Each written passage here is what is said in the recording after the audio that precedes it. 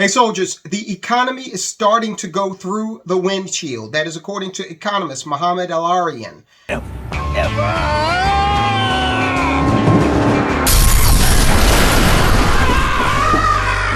Now, I'm always saying that this economic turmoil we're experiencing is engineered. We're going to look at 7 ways this economy is being systematically destroyed on purpose. All right?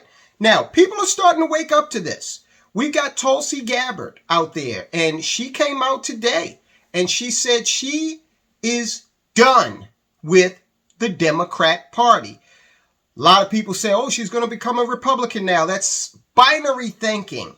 It's not a sports team. So if you're not a fan of this team, now you're a fan of that team. No, maybe she's probably going to go into a third direction. But here is why this former Democrat congresswoman from Hawaii served her country in the military in combat, and former Democrat presidential candidate Tulsi Gabbard. Here's why she's leaving the Democrat Party. I can no longer remain in today's Democratic Party that's under the complete control of an elitist cabal of warmongers who are driven by cowardly wokeness, who divide us by racializing every issue and stoking anti-white racism, who actively work to undermine our God-given freedoms that are enshrined in our Constitution, who are hostile to people of faith and spirituality, who demonize the police but protect criminals at the expense of law-abiding Americans, who believe in open borders, who weaponize the national security state to go after their political opponents, and above all, who are dragging us ever closer to nuclear war. Now, I believe in a government that's of the people, by the people, and for the people. Unfortunately, today's Democratic Party does not. Instead, it stands for a government that is of, by, and for the powerful elite. Now, I'm calling on my fellow common sense, independent-minded Democrats to join me in leaving the Democratic Party. If you can no longer stomach the direction that the so-called woke Democratic Party ideologues are taking our country, then I invite you to join me. Okay, so like so many, the Democrat Party has actually left Tulsi Gabbard, more so than she's leaving it. If you watch her entire speech, which I will link to in the description portion of this report, then you'll see she even gets into some of the ways that our economic liberties are being straight up attacked in terms of civil asset forfeiture and how it's damn near impossible to get money back from the government once they've seized it from you. If you're traveling around with large amounts of cash and a police officer pulls you over and they can just take it and tie it up forever.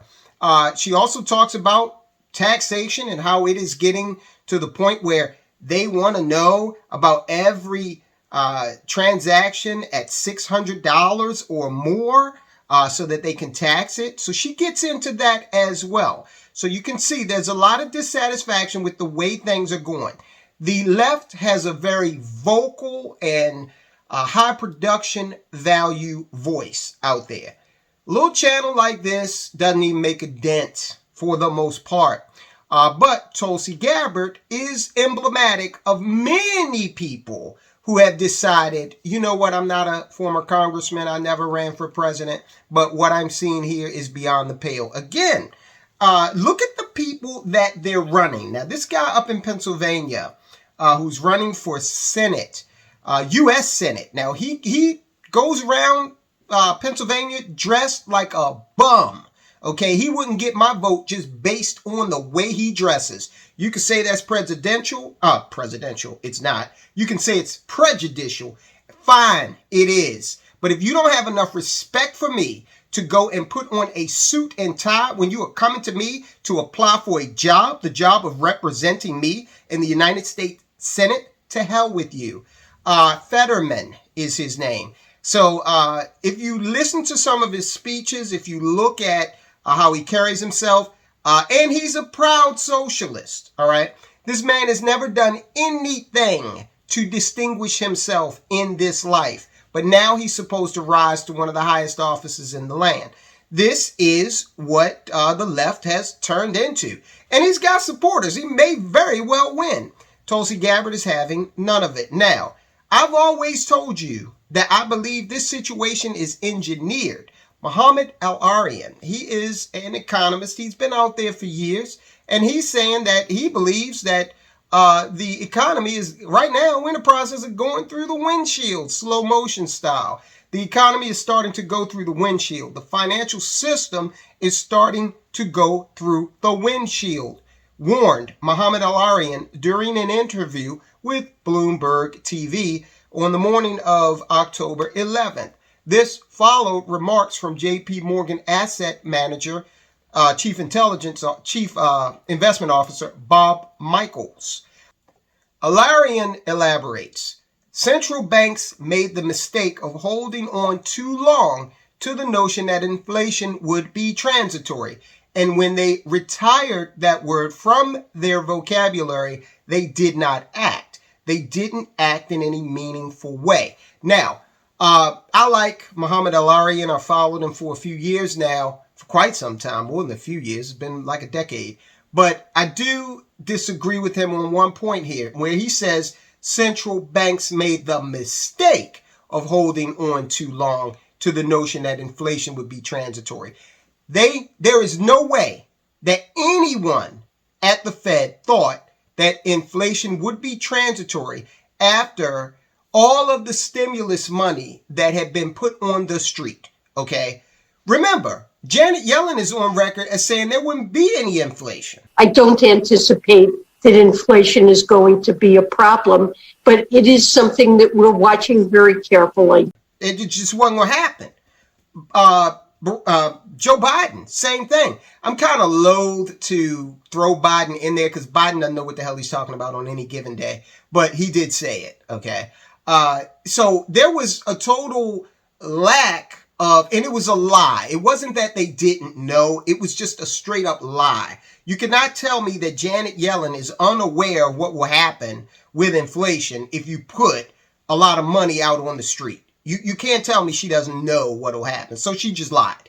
El-Erian, and I do believe the situation is engineered. We'll get into that in a minute. 7 ways that we're seeing currently that indicate that engineering is behind this calamitous economy that we're experiencing. The rapid pace of interest rate hikes in response to inflation is not stepping on the brakes. This is slamming on the brakes. So El-Erian is saying, yeah, they came out, they waited, they didn't start raising interest rates when they should have, and when they did, it was tepid. Now they're swinging for the fences, and it's akin to just slamming on the brakes again. We had the brakes slammed on this economy back during 2020 when the governors of several states decided to shut down the economies of their states. No governor that did that, they all should have been run out of office on a rail, but no governor that did that should ever seek office again. Now, I will warn you, the governor of Maryland is a man by the name of Lawrence Hogan, Larry Hogan. He wants higher office. He wants to be the president of the United States. Don't let him fool you. This man shut down our economy. Yeah, he's got the banner of a Republican, but what he did in this state during the pandemic was unconscionable with regard to the harm it caused to the economy, many businesses, and families. Now he wants to be the president. Politics is the only place you could fail upward. You can be a politician or a weather forecaster. Those are the only 2 jobs where you can be wrong and just not only stay employed, but, move up the ladder. Politician more so than the meteorologist in that case. Now, so El-Erian is out there saying that they're swinging for the fences now, and it's not only is it not working, but it's going to damage the economy further. While admitting the U.S. economy is on a bumpy journey to a better destination, the president of Queen's College, Cambridge, told CBS News that not only does the Fed have to overcome inflation, but it has to restore credibility. That's going to be hard to do. So yes, I fear we risk a high probability of a damaging recession that was totally avoidable. Yeah, it is avoidable, but avoid it is not what they want to do. Again, let me stress, the plan here is not to, build people up economically. It is to flatten out the landscape and make everybody in this world subsistence in terms of their personal economy. You will own nothing and you will be happy. That has been the mantra from the World Economic Forum, world leaders such as Joe Biden, King Charles, the prime ministers of the European nations, as well as the head of the EU, have all glommed onto that. None of them have denied it. They're using the climate change thing as, cover for this effort that they're engaging in. Meanwhile, it's helping them out in another way because they will get to assert an incredible level of control. We're talking right here in America, our Department of Transportation recently advocated strongly for breathalyzers in every car. Never mind the fact that the overwhelming majority of Americans do not drink and drive. Forget that. It's about control. It's about putting in as many mechanisms as possible to interdict your freedom, okay? Right now, you can jump in a car here in America and drive from Maryland, where I am, over to California, go to gas stations, eat along the way, do all that. Do you really think they're going to allow that type of freedom of movement when your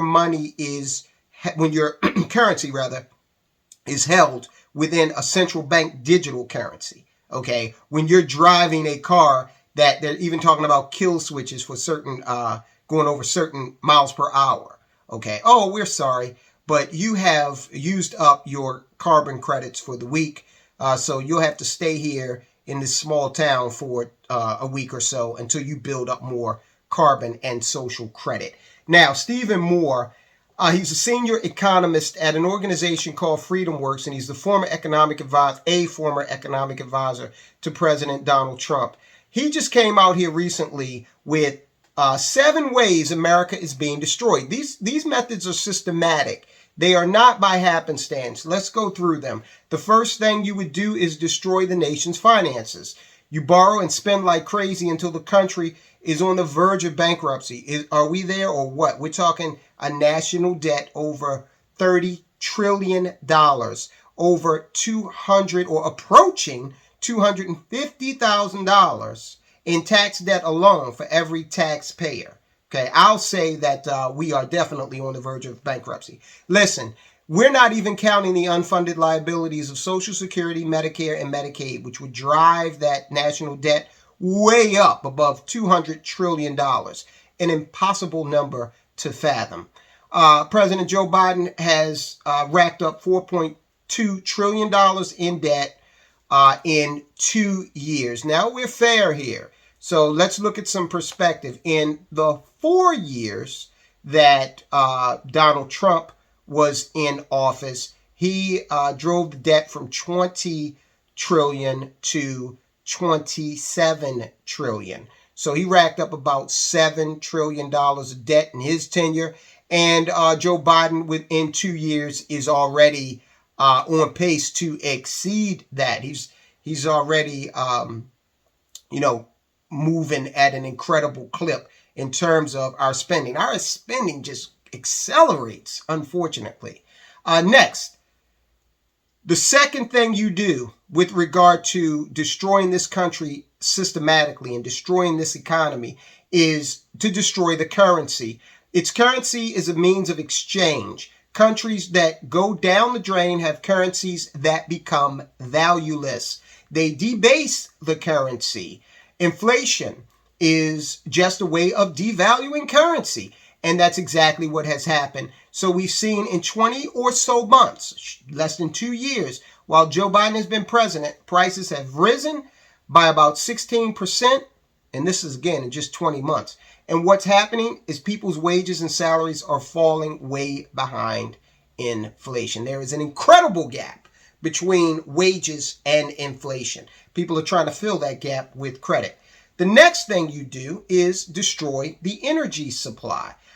You take away the country's energy. Now, we have demonized coal, which provides electricity. We have demonized oil, which provides electricity and powers transportation. We've even demonized natural gas. What's left? Okay, they don't want nuclear. That's been demonized a long, long time ago. I've explained to you what the information infrastructure is. You take any component out of the infrastructure of power, commerce, transportation, or communication. You take any one of those four out of the mix, you no longer have a viable economy. And we're taking away the energy sector, which is going to irreparably damage the transportation sector. And downstream from that, of course, will be commerce and communications. All right, so our energy supply, we're no longer energy independent in this country. We were producing enough energy to help export and grow the amount of energy that was on the global market. We're not there anymore. We've got our president begging Saudi Arabia, begging Venezuela for energy. This is not a situation we should be in when we have our own energy. Because it's systematic, it explains why it's being done. The fourth thing you would do is you would provide money to your enemies. The bad energy policy that says we're going to go from 70% fossil fuels to zero over the next 13 years. Who benefits from that? China, Russia, Iran, and Venezuela. Absolutely. Biden says we shouldn't get our energy from Texas. We shouldn't get our energy from Alaska. We should get our energy from, we should not get it from North Dakota. Let's go to Iran, Venezuela, and Russia to get our energy. That's where we are. We're being intentionally weakened on that score. The fifth thing you would do is divide the nation. America is so adept at dividing its own citizens from one another. Okay? You see the government doing it all the time, every level of government, local, state, and federal, and you see the media and entertainment industry doing it all the time. You got to step away from media. I don't watch news. I don't watch any pro sports at all. Okay? And the movies we watch were produced before 2014. We look hard for that. Every now and then we catch a good recent one, but it's very rare. All right. So in terms of dividing the nation, you would divide it. You would pit groups against one another. Isn't that exactly what Biden has done? It's black versus white. It's Hispanic versus white versus black. It's gay versus straight. It's old versus young. Dividing people by income classes. It's dividing people by their gender. All of these things are divisions, and we pump it into our society like who wouldn't have known it every single day of the week. 6, you would destroy the stock market and lifetime savings of the people. If you're living off your 401k plan or retirement savings, those have been depleted greatly by Biden. Not only is the stock market down 5%, which isn't that much in nominal terms, these stocks are down 5% since Biden came into office. But when you adjust for inflation, stocks are down about 20%. The seventh and most insidious item on this list is the fact that our government has started to weaponize our institutions against we the people. Moore says, I find that is the most frightening thing. Maybe the most dangerous thing of all. Absolutely. It's so scary. I have to tell you, I'm afraid. I'm personally afraid. I'm a Trump guy. This guy served in the Trump administration. They want to come after me. I've got a big target on my chest. I'm nervous. One of these days, the FBI is going to knock on my door with the German Shepherds and the machine guns. One of the most outrageous abuses of power in American history is that they are using power. And what agencies of government have they weaponized? The FBI, the Justice Department, the State Department, and of course, the IRS. The IRS is going to have more civilian personnel working for it than the Department of Defense. The Department of Defense, you would think they look out and they see, threats coming from all over the world. So maybe one could make an argument that that's why they need that much in terms of personnel. We all know it's just an bloated bureaucracy. But if you used that argument and then you say that, okay, the IRS is getting up there in that rarefied air in terms of the amount of personnel, they're not going overseas. They're looking at us, okay? That could be detrimental to our economy. Because, look, let me just be flat out honest with you. You cannot fight the IRS. You can't fight the federal government. They don't sleep, and they got trillions of dollars and just print out of thin air, okay? So when it comes to that tax piece, I've said it before, I'll say it again. Pay your taxes. Don't fight them on that. In turn, a lot of people, when I used to work in D.C., there were always people protesting taxation. They would say, don't pay. Just don't pay. Well, if you don't pay, then you're not going to be around to be with your family because they're going to throw you in jail. In fact, I would recommend when you get your tax bill, have somebody professional do it. You can't interpret that tax code. Trust me, it'll be worth it, especially if you own a business. But when you get that bill, if they say, Mr. Smith, you owe $500, write a check for $501 because you just don't want the headache. Give them the money. Give them what you owe. All right, so having said all that, this thing is certainly engineered, guys. What can you do? I know this has been a long one, but it's been necessary. What can you do? Well, what you need to do is you need to continue to hook a crook, tooth and nail, purchase assets. Do your due diligence. Figure out what assets make sense. Is it real estate? That's a hard asset, okay? Is it some stock in a company that actually produces something? I ain't talking about Facebook, okay? I'm talking about a company that produces something that we need, right? Something that people actually want that's tangible.